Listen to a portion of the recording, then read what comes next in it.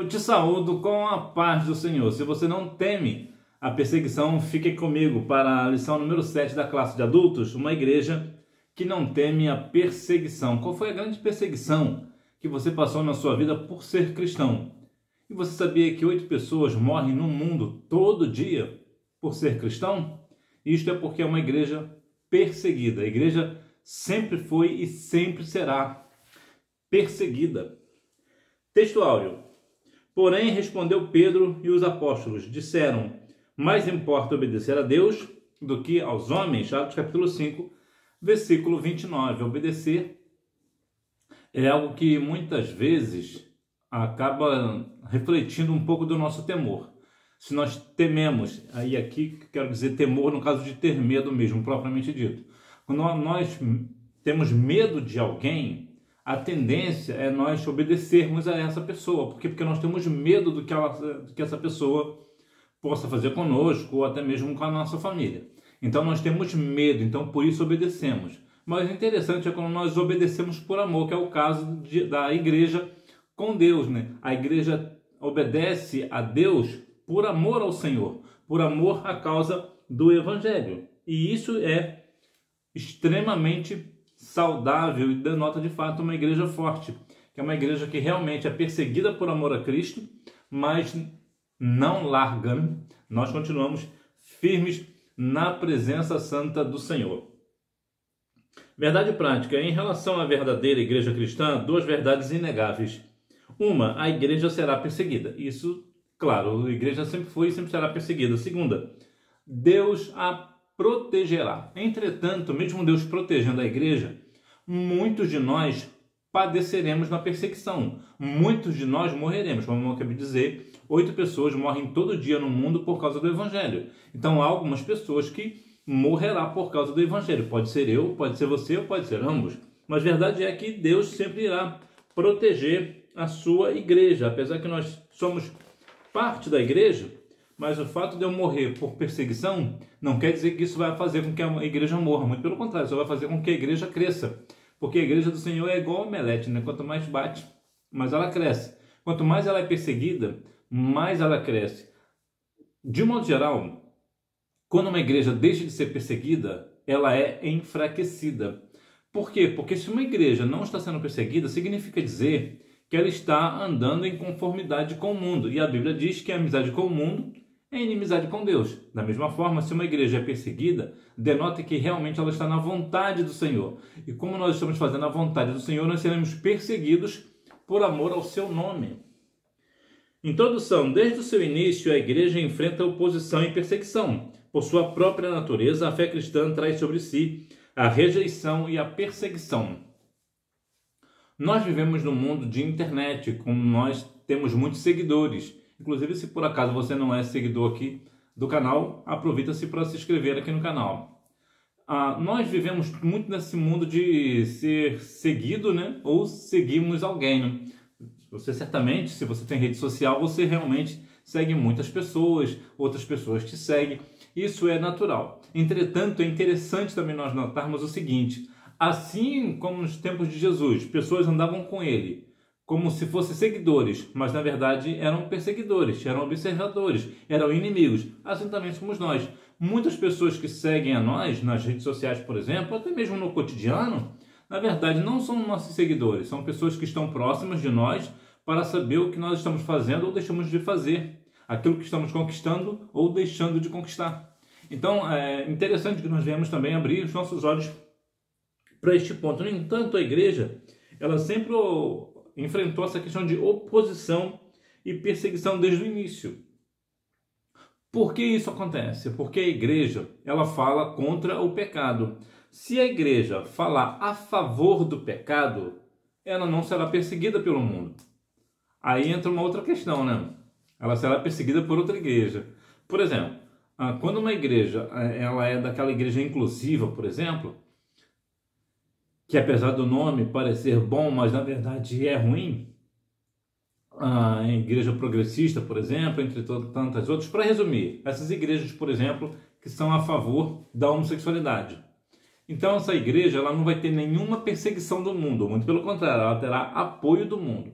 No entanto, a igreja verdadeira será contra essa igreja. Por quê? Porque a igreja verdadeira consegue identificar imediatamente uma igreja falsa. E a igreja que tem o viés que diz que a homossexualidade não é pecado, nós sabemos imediatamente que essa é uma igreja que não é verdadeira, que verdadeiramente não é verdadeira. Ela é uma igreja falsa, é uma igreja de heresia.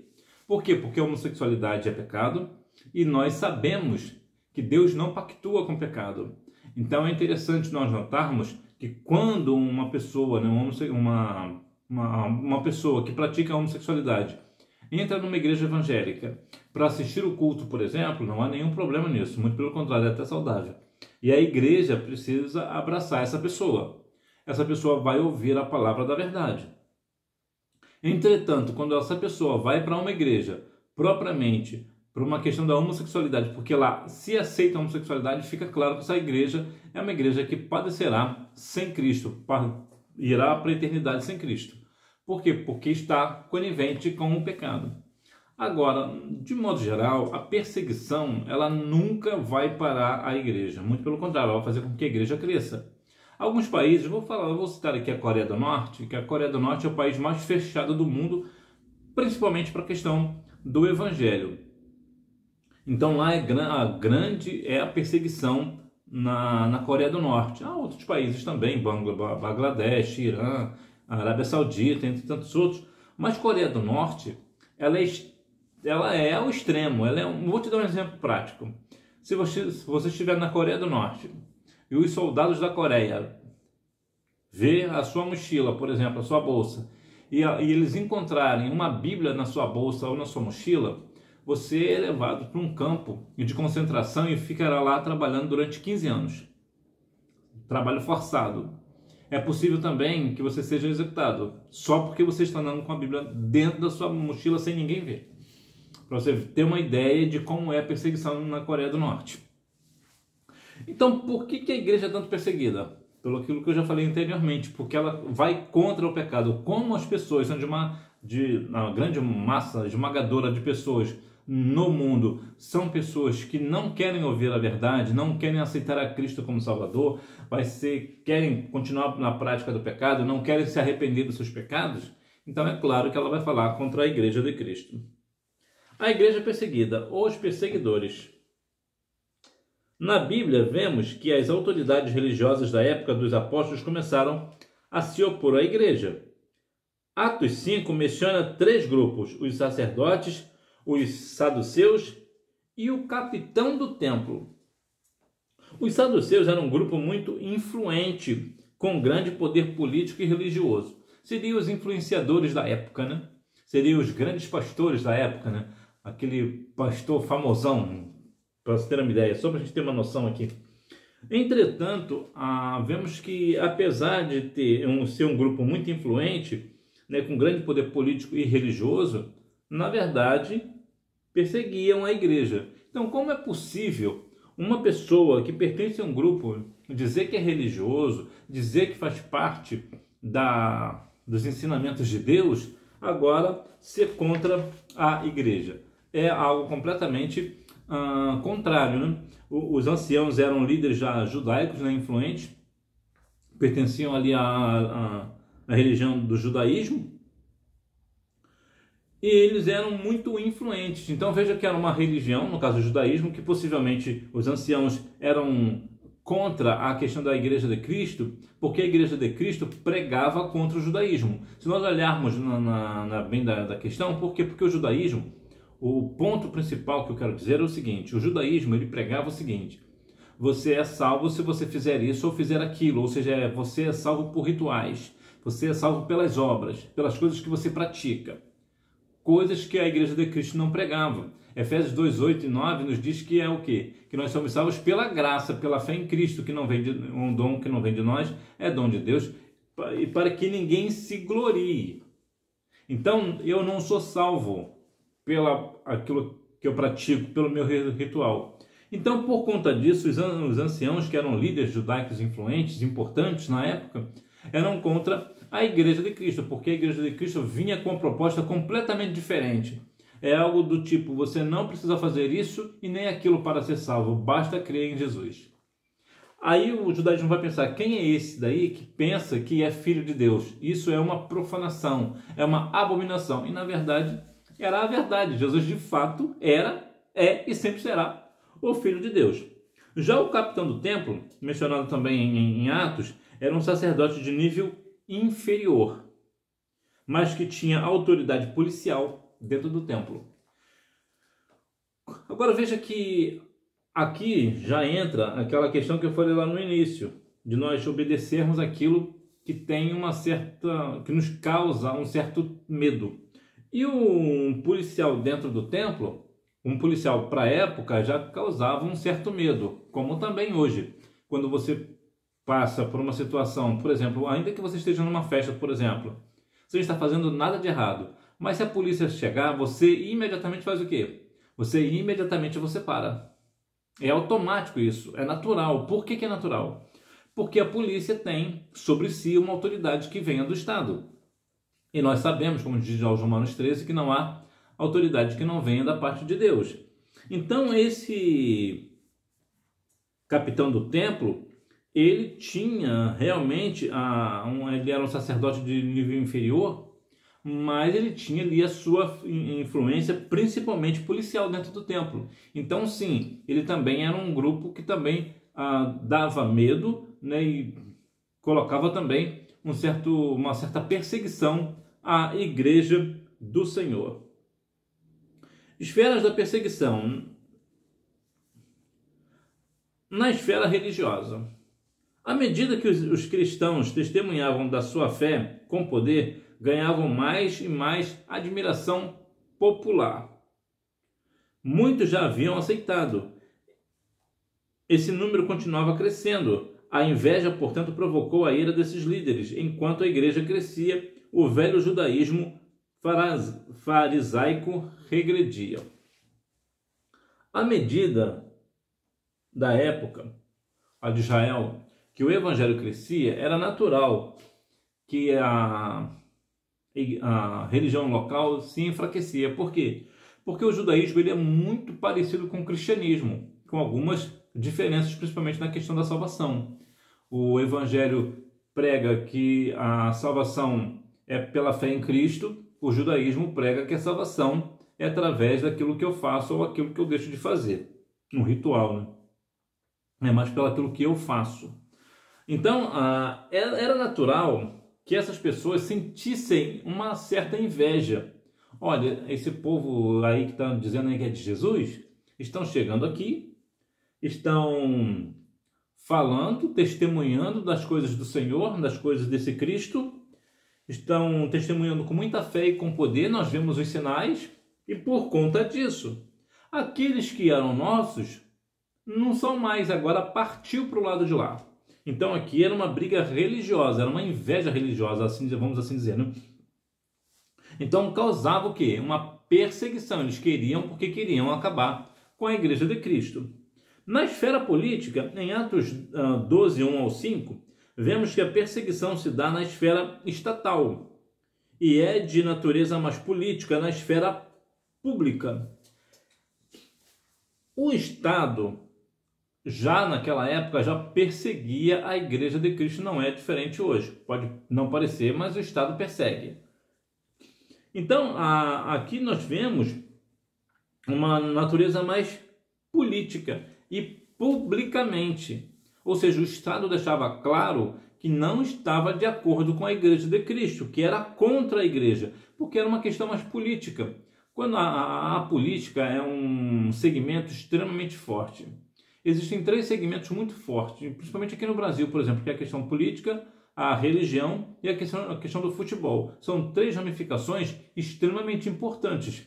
Há pessoas que é do político A e pessoas que são do político B, a religião A ou a religião B, o clube A ou o clube B. Então existe sempre essa polarização, existe sempre esses extremos. E as pessoas parecem, numa questão principalmente política, parece que as pessoas não compreender a força do Estado. Então, qual é a força do Estado? A força do Estado sou eu e é você. Quanto mais nós mostramos que o Estado tem força, mais força ele vai aparentar ter. De fato, o Estado tem muita força, né? Em todos os segmentos ele está presente, na saúde, na segurança, na educação, no transporte público, se bem que na bem da verdade o transporte não é necessariamente público, né? Porque possivelmente na sua cidade você paga o transporte público, então ele não é público, né? Ele é público-privado. Mas, de qualquer forma, em todos os lugares o Estado está enfiado. E todo lugar que o Estado está enfiado não anda bem. Ele é completamente deficitário. É muito ruim tudo aquilo que o Estado faz. E na questão da perseguição, ele é mais ferrenho. Por quê? Porque o Estado detém o poder. O Estado detém a força. Então, detém a lei. Então, se o Estado faz uma lei A, então vale aquela lei A, independente se ela é moral ou não. Por exemplo, o Brasil é um país laico. O que isso significa? Significa que é um país que qualquer pessoa pode seguir a religião que quiser. Aqui não existe uma religião única. Sabemos que a maior religião do Brasil é o catolicismo, mas ninguém é obrigado a seguir o catolicismo. Mas vamos imaginar aqui, se o Estado decidir hoje que a partir de hoje as pessoas têm que ser católicas e aquela pessoa que não se declarar católica vai para a prisão, está valendo. A pessoa que disser que não é católico vai para a cadeia. É simples assim. Por quê? Porque o Estado detém a força, detém o poder, detém a lei. Então há essa questão dessa esfera política. Então a política, quando persegue, ela persegue com muita força, com muita agilidade. Por quê? Porque ela detém tudo em suas mãos. A igreja enfrentará oposição. Isso acontece porque o cristianismo bíblico, por sua natureza, acolhe a todos, mas também estabelece princípios para quem deseja segui-lo. Por isso, muitas vezes é visto como antiquado, preconceituoso e indesejado. Em outras palavras, ninguém é obrigado a ser cristão. Mas aquela pessoa que é cristã, ela existe algumas questões, alguns princípios e valores pela qual ela vai se adequar. Ou então ela está fora. E aqui cabe a essa questão, porque eu vou falar aqui sobre a homossexualidade, porque a homossexualidade é um pecado que é muito no nosso cotidiano. A Bíblia fala com muita firmeza, é muito categórica na questão da prática contra a homossexualidade. Então, como a sociedade, de modo geral, tem a aceitação da homossexualidade como algo natural, então, como o cristianismo não é, nós somos taxados como preconceituosos. Então aqui cabe uma questão importante de dizer que sim, nós somos contra a homossexualidade, mas nós não somos contra a questão da pessoa humana. A pessoa que pratica aquele ato continua sendo pecador? Sim, continua sendo pecador, mas também tem todo o direito de aceitar a Cristo como Salvador. Nós não devemos de maneira nenhuma jogar essa pessoa para escanteio, né? Como diz aí o mundão. Nós não devemos. Por quê? Porque é uma pessoa como eu e você. Está cometendo um pecado, é verdade, mas se aceitar a Cristo como Salvador, o nosso Senhor Jesus vai purificar essa pessoa. E essa pessoa será tão santa quanto nós, talvez até um pouco mais, né? Porque geralmente quanto maior o pecado, né, que a pessoa é liberta, maior é a entrega, né? Geralmente as pessoas entregam mais. Né? É igual pessoas que praticam religiões como a macumba, por exemplo, ou o candomblé, quando se aceitam a Cristo como Salvador, elas costumam ser mais o quê? Dão mais entrega, se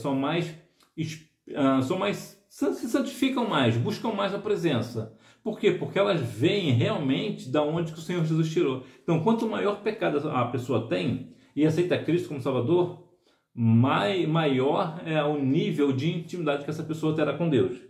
Então veja que a pessoa que pratica a homossexualidade e aceita Cristo como Salvador, essa pessoa terá um dia a dia diferente. Na minha igreja aconteceu uma questão parecida. Um jovem que morava aqui na mesma bairro que eu, ele era homossexual desde novo, durante muito tempo. E ele ainda jovem aceitou a Cristo como Salvador na sua prática da homossexualidade.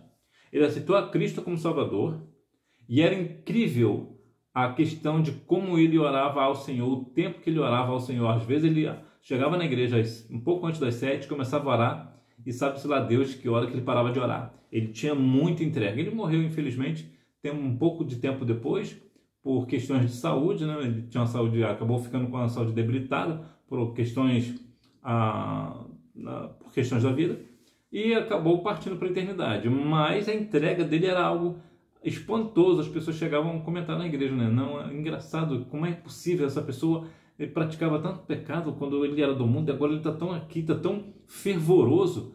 E eu sempre tinha isso comigo: quanto maior o pecado que a pessoa é liberta, maior a entrega, maior o nível de intimidade com o Senhor. Então a igreja ela sofre muito a questão da oposição por conta disso, porque nós somos taxados como preconceituosos, antiquados, nós não podemos isso ou não podemos aquilo. Então, todo mundo faz. Mas a igreja do Senhor não é assim. Nós vivemos uma vida de santificação. Por isso nós somos taxados como antiquado, porque nós não fazemos o que todo mundo faz. E também, algumas vezes, somos indesejados. E isso é claro. Por que nós somos indesejados? Porque nós falamos do pecado. Nós falamos abertamente contra o pecado. Nós não ficamos de conversa aqui ou conversa ali. Nós somos claros no nosso posicionamento. Então, por isso, nós somos indesejados. É verdade também que, às vezes, o cristão se porta como uma pessoa inconveniente. Isso é verdade. Há algumas questões, alguns casos específicos. Eu vou te dar um exemplo. Quando nós estamos numa situação e em todos os lugares, parece que em tudo que é situação, nós queremos falar do Evangelho. É claro que nós devemos pregar em tempo e em fora de tempo, mas há situações muito delicadas pelas quais nós devemos ter cuidado. Por quê? Porque se você vai falar para uma pessoa sobre o Evangelho num momento inoportuno, na verdade você vai conseguir um inimigo e não uma pessoa para te ouvir.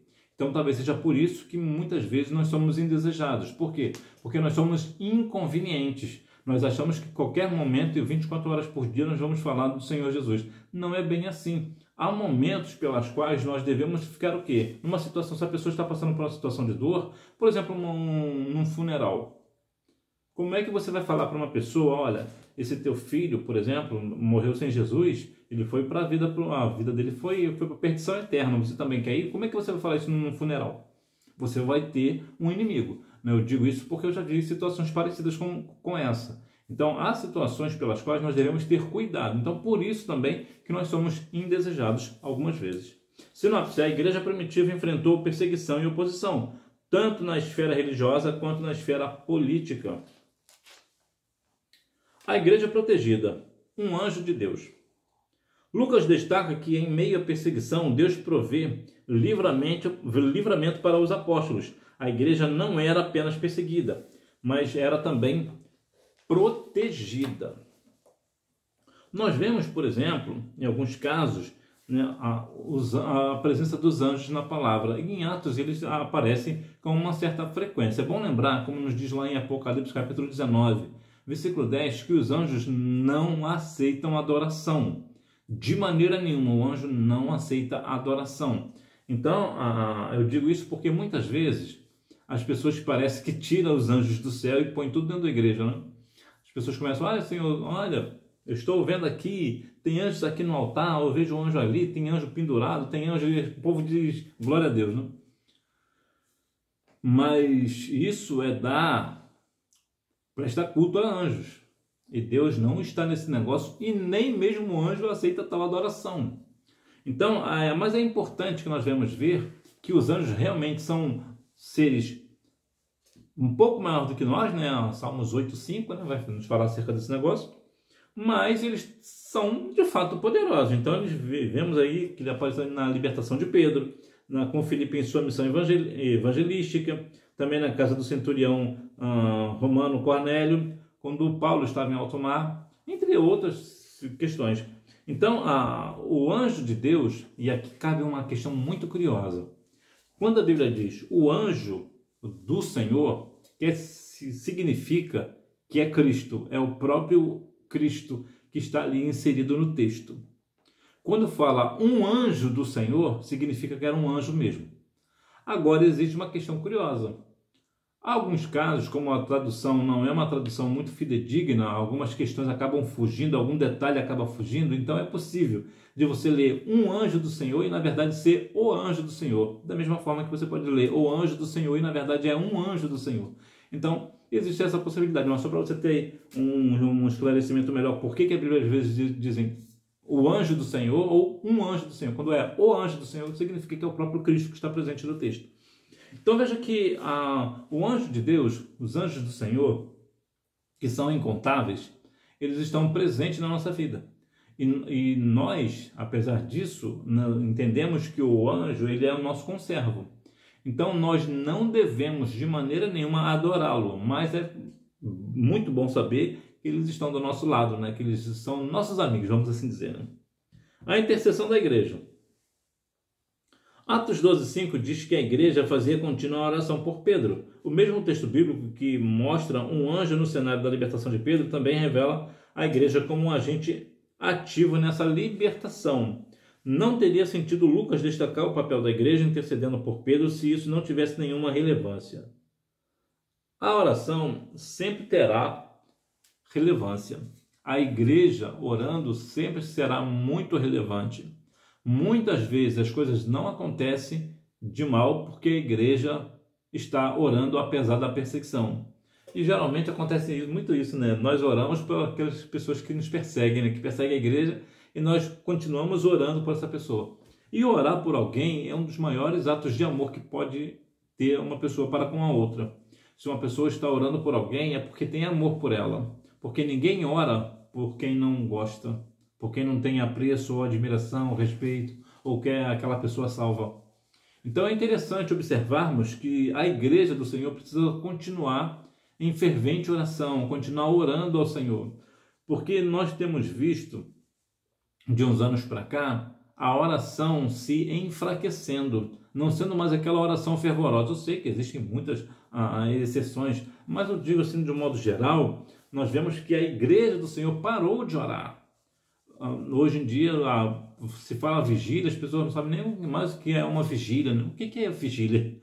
Por quê? Porque nós deixamos de orar, deixamos de consagrar a nossa vida, deixamos de estar nas consagrações, nas vigílias, então, aí até mesmo nos cultos de doutrina. Então, esse trabalho que tem oração pode estar enfraquecendo. Na minha igreja, por exemplo, quando eu era menino, tinha uma oração que começava às 5 horas da manhã. E vinham as pessoas de longe para orar. Hoje essa oração não existe há muitos e muitos anos. Deve ter uns 30 anos mais ou menos que essa oração não existe mais. Nós chegamos até a fazer uma oração, cerca de uns 5 anos, 6.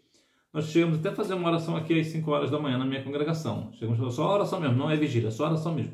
Nós chegávamos às 5 da manhã e orávamos mais ou menos então às 6, 6 e meia, mais ou menos, 7 horas, e nós orávamos.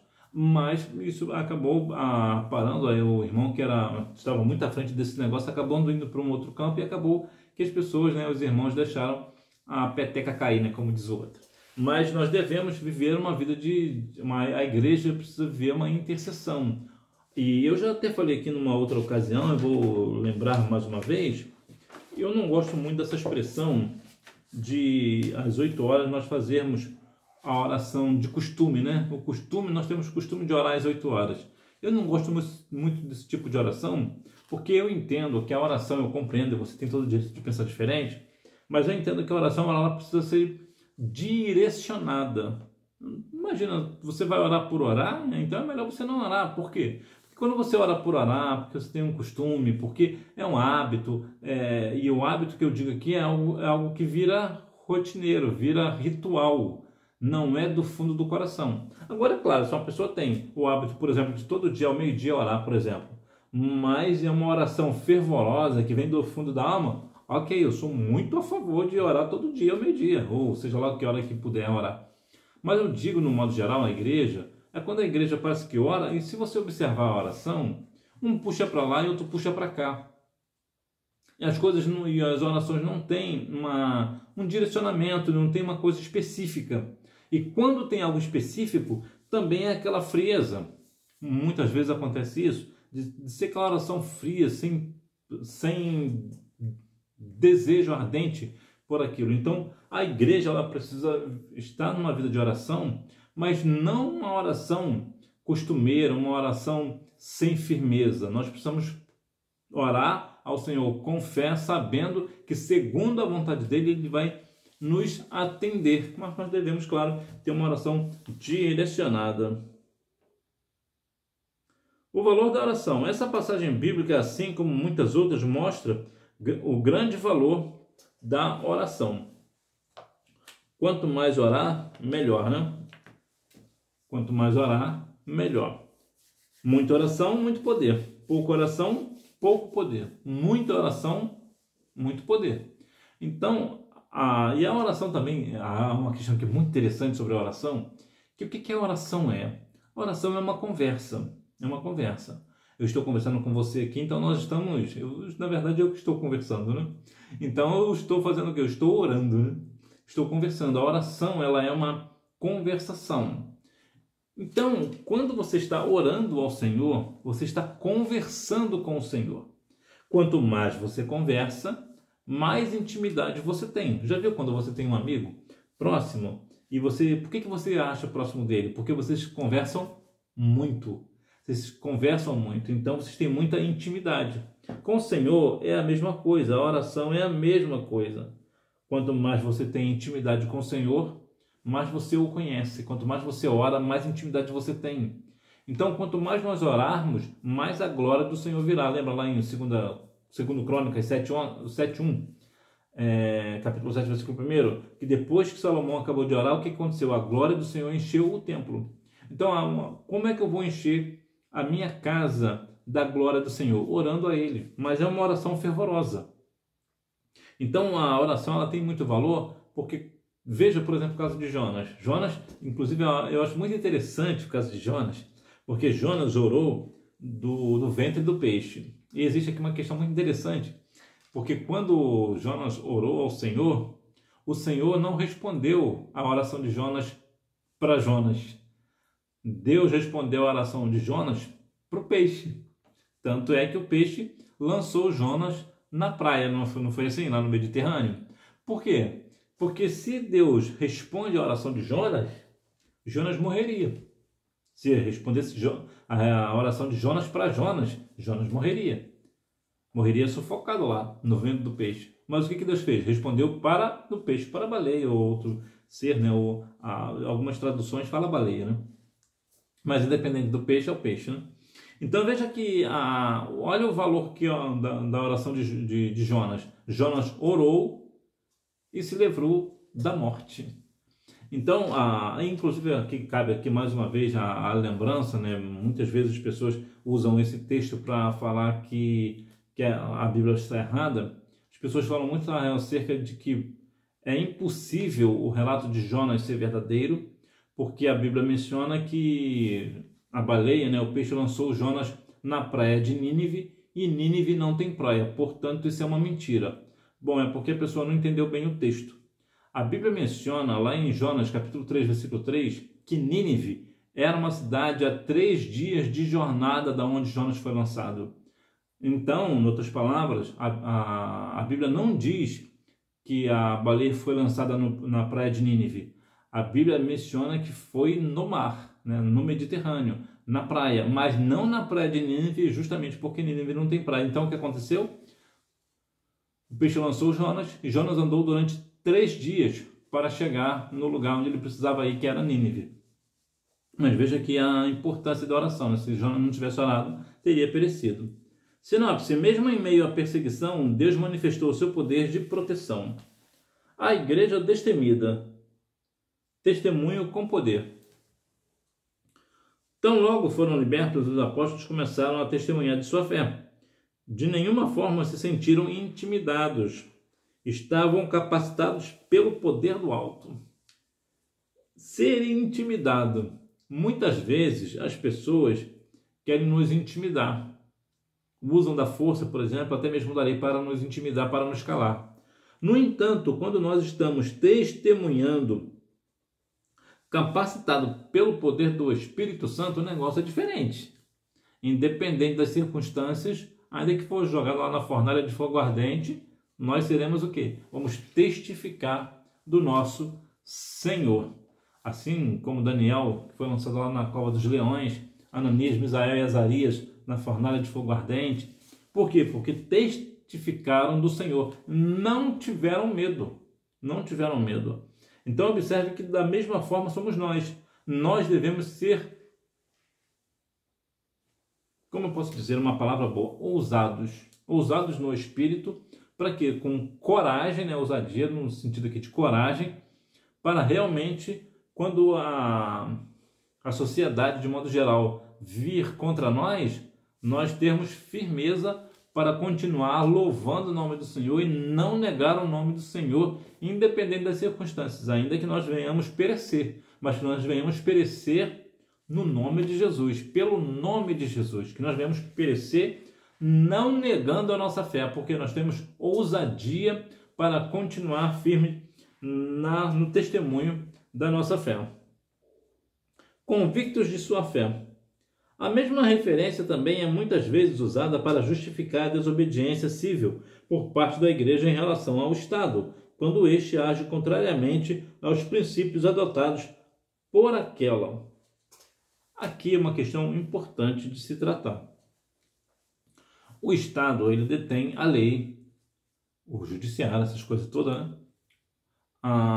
Entretanto, apesar de eles terem a lei do lado deles, quando eles criam uma lei imoral, antibíblica, a igreja de maneira nenhuma deve seguir essa lei, ainda que venhamos perecer por isso, mas nós não negociamos os princípios e valores da fé cristã. Nós não devemos de maneira nenhuma nos calar diante essas situações, essas questões, né? Recentemente perdemos o pastor Cláudio Leonor de Andrade.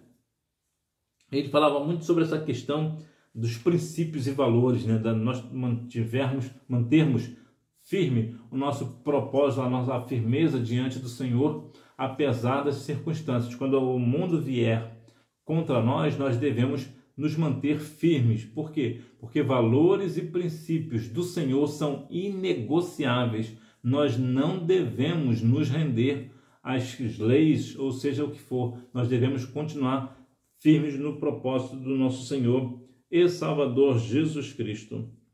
Sinopse: o Espírito Santo capacitou os crentes a testemunhar com ousadia. Em outras palavras, coragem. Conclusão: vimos como uma igreja capacitada pelo Espírito enfrenta perseguições.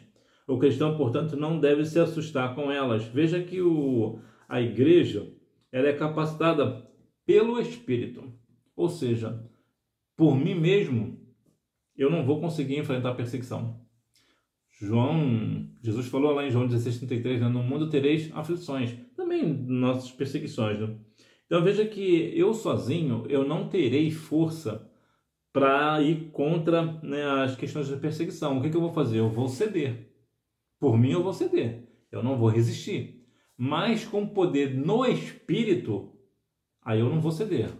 Por quê? Porque é o Espírito que me impulsiona. O Espírito me dá ousadia. O Espírito me dá poder. O Espírito me dá argumentos contra as questões do mundo. Então, a igreja ela é capacitada pelo Espírito e não por nós mesmos. Por nós mesmos nós não iríamos nem mesmo à igreja. Por nós mesmos possivelmente nós não aceitaríamos a Cristo. Nós aceitamos a Cristo porque o Espírito Santo, que convence o mundo do pecado, da justiça e do juízo, nos convence. Porque se não fosse pelo Espírito, nós não aceitaríamos. Então o Espírito do Senhor, o Espírito Santo está em nós. E é por isso que nós ainda temos sede da palavra, queremos orar apesar das circunstâncias, apesar das nossas fraquezas, apesar de que tudo está indo contra nós, as coisas não estão dando certo, mas nós continuamos fazendo o quê? Glorificando o nome do Senhor. Por quê? Porque o Espírito Santo está dentro de nós. Revisando o conteúdo, número 1. Os 3 grupos que faziam oposição à igreja eram os sacerdotes, os saduceus e o capitão do templo. Número 2. A igreja sofria perseguição em 2 esferas, a religiosa e a política. Número 3. A presença de anjos não é incomum no livro de Atos. Número 4. 3 eventos como resultado de oração demonstrado na lição são: os cristãos oravam e o lugar em que estavam tremeu. Atos 4:31. Paulo teve uma visão com Ananias, de Damasco, orando pela cura dele. Atos 9, 11 e 12. Enquanto Cornélio orava, um anjo se apresentou a ele. Atos capítulo 10, versículo 3. Número 5. Atos 5, 29 registra a ousadia do testemunho de Pedro e uma clara defesa dos valores cristãos por parte da primeira igreja. Tem um livro chamado Três Chaves para o Livro de Atos, do americano T.L. Osborne, que eu acho muito interessante. Você podendo ter, é interessante você dar uma lida, vale muito a pena. Veja que nós vivemos aqui numa esfera de uma perseguição religiosa e também política. Então, a outra questão que muito me chamou a atenção foi a questão da oposição, que foram feitos por sacerdotes. Que se fosse trazer para nós sabemos que não existe mais sacerdote, mas só para a gente ter uma noção, os sacerdotes seriam hoje quem? Os dirigentes da congregação, né? Os pastores. Então, veja que muitas vezes, como Jesus disse, né? O inimigo do homem vem da própria casa. Muitas vezes é o pastor, é os dirigentes das congregações que muitas vezes podem se opor à igreja, mesmo hoje, mesmo nos tempos de hoje. Veja, por exemplo, que alguns pastores, principalmente os pastores de igrejas grandes, e eu aqui não estou falando contra a igreja grande, estou falando sobre o posicionamento do pastor propriamente dito, que prefere ficar em quatro paredes e ter o seu salário altíssimo, mas prefere fazer isso do que deixar de receber valores enormes, né, de salários enormes na igreja para propagar o evangelho, por exemplo, para dar para a causa missionária, por exemplo. O que é isso? Isso é uma oposição à obra. Isso é uma oposição à igreja. Por quê? Porque ele está recebendo um valor muito alto de uma igreja, ao invés de pegar esse dinheiro e dar essa igreja esse valor para a causa missionária. Uma vez que pastor não é profissão, pastor é vocação, é chamado. Nenhum pastor deve receber salário por ser pastor. Ele tem que trabalhar. O pastor ele não requer receber dinheiro de igreja, mas é o que mais vemos. Eu sou completamente contra a igreja pagar salários a pastores, ainda mais salários altíssimos. Eu concordo da igreja ajudar o pastor quando ele está numa situação difícil, ele está desempregado, por exemplo. Então eu sou de acordo a igreja ajudar ele, né? Financeiramente eu sou a favor. Agora, há pastores no Brasil que ganham 50 mil reais da igreja, 100 mil reais da igreja. Isso é um absurdo. E a igreja muitas vezes caindo aos pedaços. Isso é algo inadmissível. O que é isso? Isso é um pastor se opondo à igreja. Por quê? Porque ele está impedindo a igreja de crescer. Então veja que mesmo hoje, né, nos dias atuais, vemos que a igreja está sendo perseguida até mesmo pela própria igreja, né? Os líderes, né, que deveriam ser os primeiros a dar exemplo, né, dar o bom exemplo para fazer com que a igreja cresça, na verdade são os primeiros a se opor a isso, né? Por quê? Porque ganham muito dinheiro. Imagina 100 mil reais implantado numa obra missionária. O que dá para fazer? Mas ele prefere receber os 100 mil do que liberar esse dinheiro para uma obra missionária. Isso é o quê? Oposição à igreja. Então, que nós venhamos ser uma igreja que não teme a perseguição. Que nós venhamos continuar firmes no propósito de adorar e bendizer o nome santo do Senhor e sermos uma igreja que não teme a perseguição. Por quê? Porque a perseguição virá. Se você ainda não passou por nenhuma perseguição, calma, você passará. E haja vista, muitas vezes, por próprias pessoas da igreja, pelo pastor, pelas pessoas da igreja propriamente dito. Então, nós devemos ter maturidade para compreender que muitas vezes nós seremos perseguidos pelas pessoas da igreja mesmo, mas muitas vezes, claro, e na maioria das vezes, será o mundo que irá contra nós. E isso é bom. Quanto mais o mundo te perseguir por você ser cristão, melhor. Por quê? Porque significa que você está no caminho certo, que você realmente está padecendo pelo nome de Jesus. E isso acontece por você ser uma pessoa salva em Cristo Jesus. Que Deus em Cristo continue abençoando a sua vida. Fica na paz. Tchau.